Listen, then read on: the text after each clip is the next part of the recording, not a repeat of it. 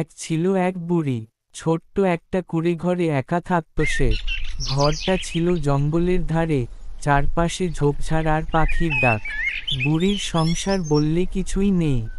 একদিন বুড়ি আপন মনে বসে কাঁদতে লাগল। হায় রে, আজ যদি কেউ আমার জন্য একটু ভাত দিত। তখন বুড়িটির পোষা কুকুর বলল, কেঁদো না বুড়ি মা, পাশের গ্রামের এক বউ আছে, সে খুব ভালো, তুমি তার কাছে যাও। তার পরের দিনই বুড়ি পাশের গ্রামের এক বউয়ের বাড়িতে যায়।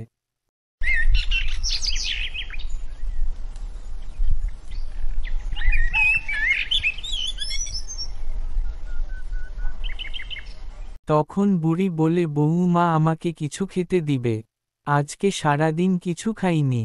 অবশ্যই বুড়ি মা, কেন খেতে দিব না। তখন বুড়ি খেয়ে দেয়ে বাড়ি দিকে যেতে লাগলো। পথ দিয়ে হাঁটতে হাঁটতে হঠাৎ এক শব্দ শুনতে পায়। বুড়ি তখন সাহস করে বলে, কে রে তুই, সাহস থাকলে সামনে আয়।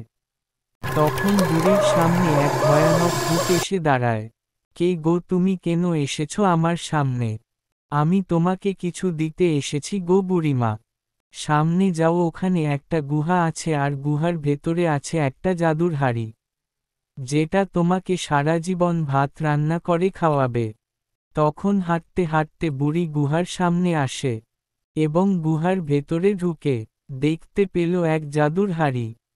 হাঁড়িটি নিয়ে বুড়ি বাড়ি চলে আসে এবং সুখে শান্তিতে দিন কাটাতে লাগল।